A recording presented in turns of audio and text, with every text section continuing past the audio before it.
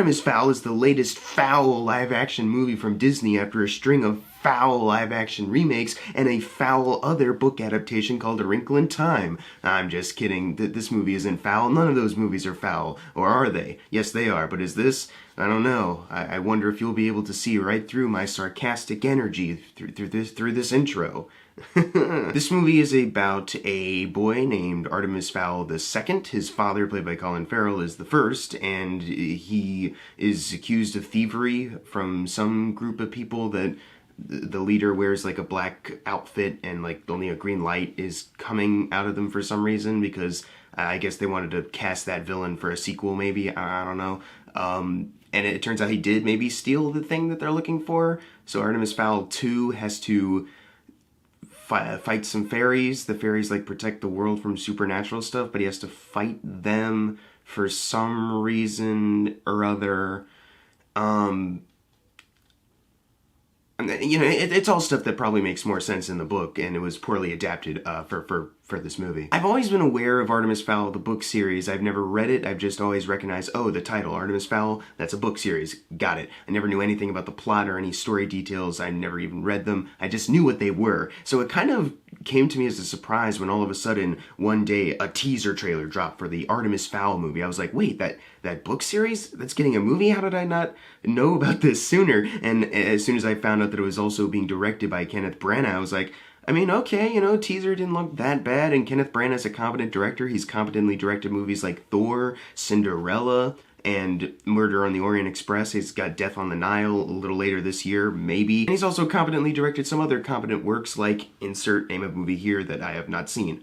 But I'm sure it's happened before. But after the teaser trailer came out, like a month or two after, something like that, the movie got delayed to this year around May, and then it got delayed again because, you know, COVID, and it got delayed a couple weeks, whereas other movies were getting reshuffled entirely for theatrical windows, all trying to grasp at theater showtimes for later on in the year or next year. They decided over at Disney, like, you know what, Artemis Fowl, we're comfortable putting that one on Disney Plus. And that was a really smart move on them, because that's all I saw on Twitter for a while, was when they announced it was getting delayed, people just going like, just release it on Disney Plus. None of us want to see it anyways, because there is a lot of people upset at the trailers because they're fans of the books and they saw a thing that was disrespecting the original work. Now, of course, I'm all for, if you're going to adapt a book into a movie, do it however you need to, because sometimes books don't always translate well to movies. You have to adapt it at that point. But if you're doing something that completely goes against what the concept of the story was, like Artemis Fowl is supposed to be more of a supervillain, but it seemed like they were making him out to be more of like a whimsical hero just being thrusted into adventure, then of course that's a problem, and they're not doing their job right of not just recreating this story for movies, but also servicing the fans. You kind of have to do both in this case, and they were kind of failing completely, because I don't think any of the trailers were interesting.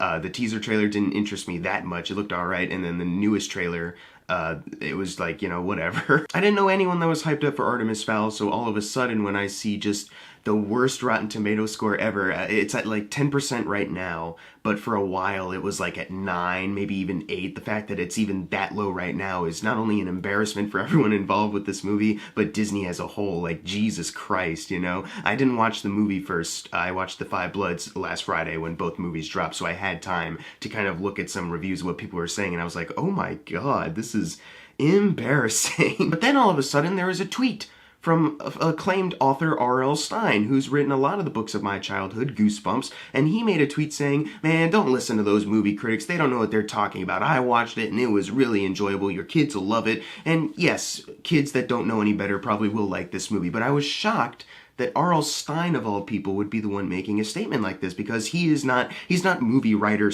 / author part-time, he's author full-time, and occasionally some of his stuff gets pitched off for movies and TV shows. So I was so confused when he made a tweet basically supporting the butchering of another author's work, because that's how I heard it being described.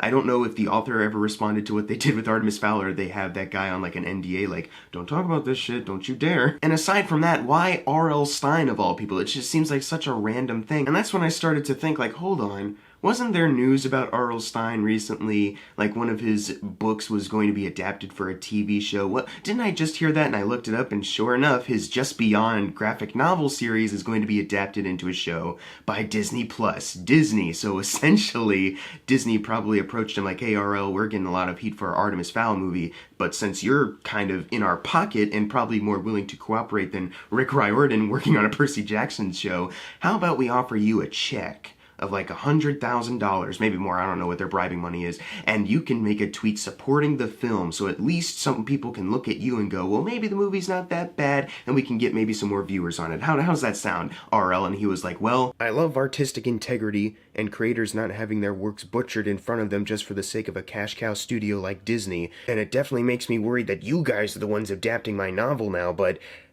I do love money a whole lot more, so yes, I will take your check and make this tweet. I don't even have to watch this movie. I'll just say it's good and collect this money all for myself. What a good day to be famous author R.L. Stine, who has not seen Artemis Fowl.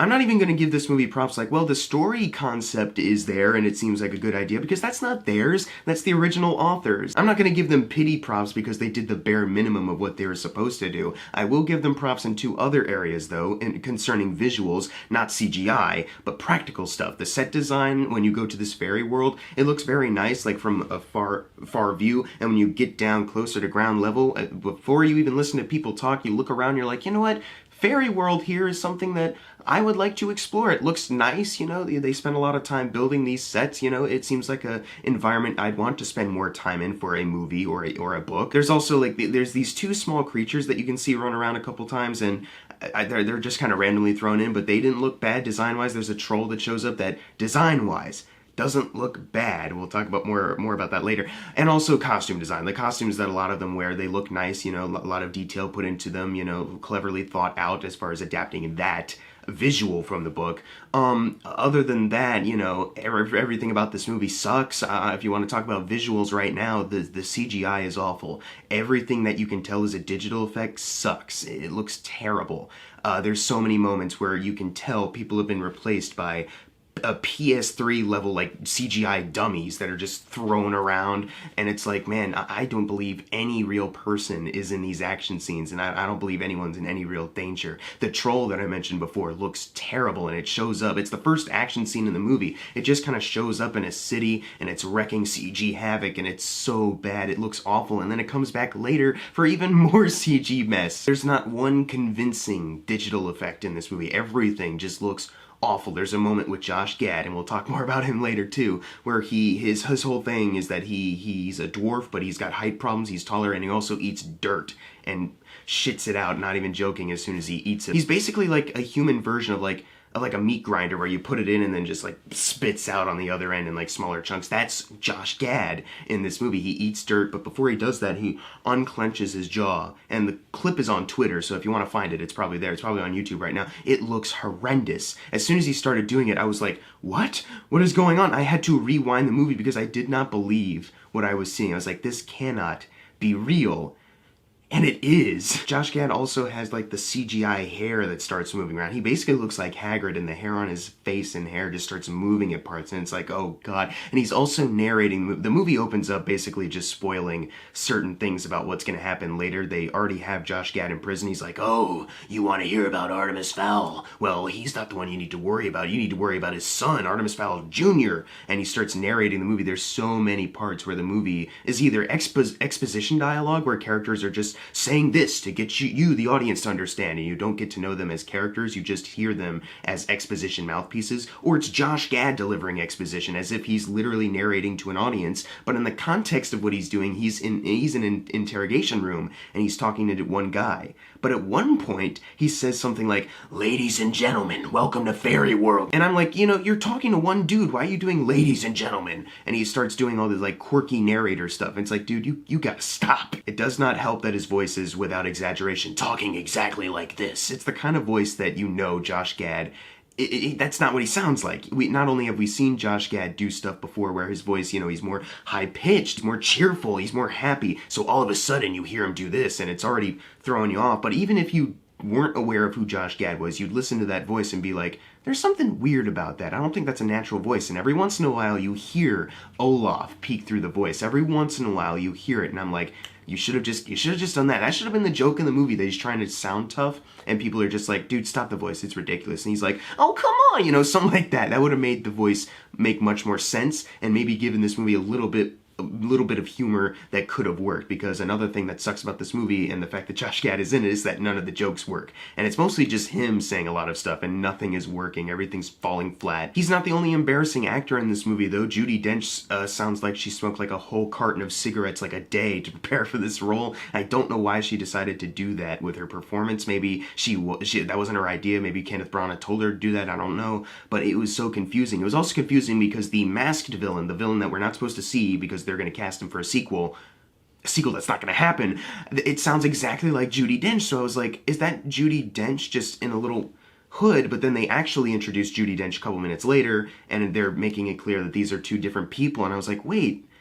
what? Like, what's going on? This fairy world concept where they're kind of policing the supernatural elements that invade the real world, a lot of that is glossed over too. Something that sounds much more interesting if you flesh it out more and give it more time to breathe.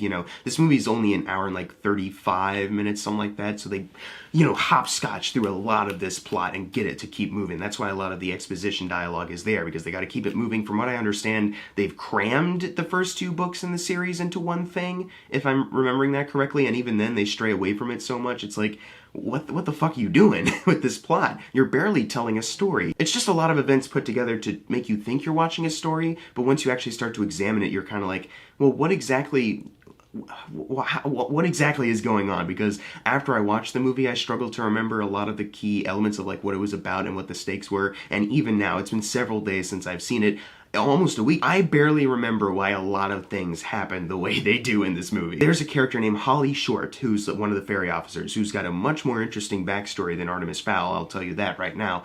But of course, since she's not the main character, she gets sidelined, and there's barely any time focused on her because the movie, they gotta keep it going, gotta keep it under like an hour and 40 minutes for whatever reason. The actress isn't bad, I don't know her name, the actress isn't bad playing her, it's just when the material is so lackluster, and you're supposed to buy into certain things they reveal about her later, you're just kind of like, man, I wish they were giving you the time of day, but this is not working for me. Nothing is hitting the way it should. These beats do not work. A lot of the stuff is confusing because of how they were going about it, which brings me to, I don't understand how Kenneth Branagh actually made this, because like I said, he's made a lot of competent movies. I like Thor, and I like Cinderella a lot more than a lot of Disney remakes, and the Murder on the Orient Express movie I think kind of gets a bad rap. I thought it was a pretty good movie.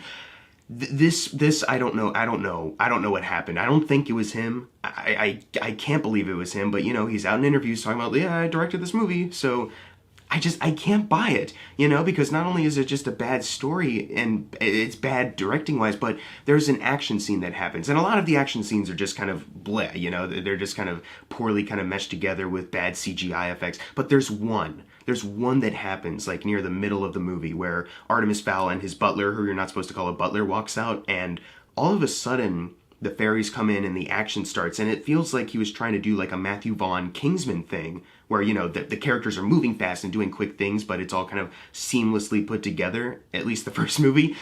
But the way they do it here looks awful. It's so sped up, and it cuts around to so many different angles so quickly. You can barely tell what's going on, and then the action scene ends, and you're like, yes, our heroes have won, and you're just sitting there like, okay, what? Now, I know I mentioned A Wrinkle in Time earlier, and yes, that's still an awful movie that Disney adapted from a book, and they had a talented director at the helm, but for some reason, it just didn't come together. It was awkward, clumsily put together, bad movie. This movie, despite it also having a talented director at the helm, is just a smidgen worse than A Wrinkle in Time, and I'm not sure, I don't know how that happened, because, the thing you can look at with A Wrinkle in Time is like, Ava DuVernay, she did Selma, but she hasn't really done like a movie as big of a scale as like a Disney movie, so maybe something happened there, I don't know.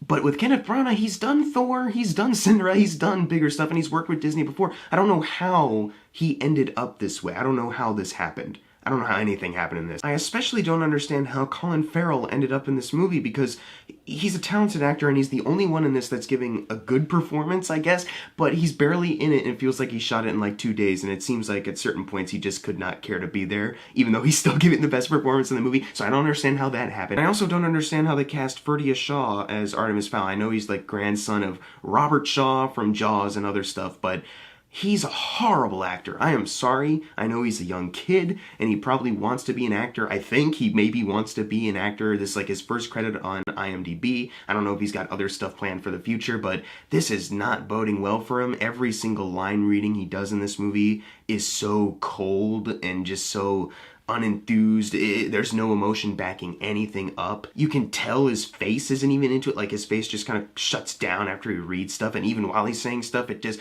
nothing about his performance works. And I know this guy is supposed to, in this movie, not the supervillain one where he's supposed to be kind of cheeky, I think, and more sly, but in the context of this one, I think they're trying to make it more like he's a little bit troubled of a kid, but he's got a good heart to him. He loves his dad, and he's, willing to do anything, use his smarts to get his dad back and trick these guys into doing it. But none of that really shines through with his performance, and the one scene they kind of give him to show like, oh look, he's smart and doesn't care about your feelings, is that he's in therapy at one point, and he's talking to the therapist, and he's in a chair. And he's like, that chair is a fake. It's not the real kind of thing that you're talking about, and I'm over these therapy lessons. And he walks out, and that's just it. And in between showing this scene, they show a little bit before of Josh Gad going, he's such a smart kid. His mom, I don't know where she went. I forgot the explanation for that, but she's gone. But he's really smart, though. He really likes people like Albert Einstein because they're just like him, and, they're so intelligent. And we're going to narrate over the part about his relationship with his dad and why he cares about anything, even though his performance makes it seem like he doesn't care about anything. But so it's a good thing I'm narrating, because you wouldn't pick up on it otherwise. Oy vey. And they do the same thing with the butler character as well. The butler, you're not supposed to call it butler, but once again, this is all done with Josh Gad narration of, don't call him the butler because he'll snap you in half. And he's supposed to have this good relationship with Artemis and the family, or just his dad. And, you don't get a sense of that either. At one point, he's just spouting exposition like everyone else. Like, this is where your dad always went to. He's been doing stuff down here in the basement, whatever. Let's explore some stuff while I give you more exposition. And then they introduce this little girl who, I don't remember, is it his daughter, or just another kid who's the same age as Artemis, who's just fairly competent in what she does? Because even that is just explained away with exposition, but it goes by so quickly that I barely processed it. I was like, who is this girl who just showed up and is just now here? I don't know. So all in all, I made a statement to a couple friends that if you watched Artemis Fowl before Da 5 Bloods and didn't even at least follow up Artemis Fowl with watching Da 5 Bloods, then there's something wrong with you. I really meant it, because this movie is garbage. There's a couple things that kind of pick it up. You can point out, like, that's kind of good, like the practical work you're doing with this. But a lot of this movie fails in a way that I haven't seen a movie fail, like, in such a long time. The CGI sucking, the jokes suck. There's this guy who they're doing like a Chiron thing from Percy Jackson where he's a centaur. And he starts to, like, trot at one part, and you can tell it's digital. He neighs. It's like, oh my god. The guy is given a lively performance, but it's bogged down by everything else and just what they made him do. This movie feels lazy, uninspired. It's so generic and so poorly executed. The acting is not there at all. Even people that I want to like, unfortunately, they're just in the way of the mess that is the rest of this movie. I don't know how Kenneth Branagh made this. I'm sure maybe his mind was on other things when making this. I'm sure he probably didn't really want to be there, because why else would he in an interview probably be like, well, the reason why we changed Artemis Fowl's character from the book is because we didn't think audiences would connect with that character if he was a supervillain, even though that's the main reason for that book's popularity. So I don't think he cares that much. If he read the books, it's probably just like a passing, like, oh yeah, I gotta read this because I'm directing a movie, but we're gonna change it anyways. I would honestly be more surprised if he said, I actually am a big fan of the books. I've read them ever since they came out, and he shows off like his collection, and he starts spouting off like a bunch of trivia that only true Artemis Fowl diehard fans would know. I would be totally surprised by that, because you wouldn't be able to tell that a fan of Artemis Fowl made this just by watching the movie. So many things happen in this plot that are so barely explained and kind of confusing in execution that the only way you would understand is if you read the books, and which is why I'm going to probably read the books very soon, because I'm trying to get more back into reading as of late, and also just I'm pretty confident in probably saying that the author did a way better job writing those stories than the soulless cash cow that is Disney did making it. I have no idea why they decided to even make it the way they did. If they wanted success, why did they stray so far away from what made made it a success to begin with. It's just really dumbfounding. I'm gonna give Artemis Fowl a D. It's an awful movie. Please don't watch it. But if you're going to, at least watch something good beforehand, like, so you can kind of contrast, like, yeah, this is a really good movie. Time to watch something really awful so I can appreciate this good movie even more. You know, it's just, I'm so confused as to how this was made. I'm hoping Death on the Nile is good for Kenneth Branagh later. I hope that, I doubt it'll have the same level of incompetent directing as this movie had, but I mean, I didn't think Kenneth Branagh could make an incompetent movie before seeing this, so who knows? But if you've seen Artemis Fowl, leave in the comments below what you thought of it, and as always, thank you guys for watching. Make sure to subscribe. I'm Jackson Fulcher. See you guys next time.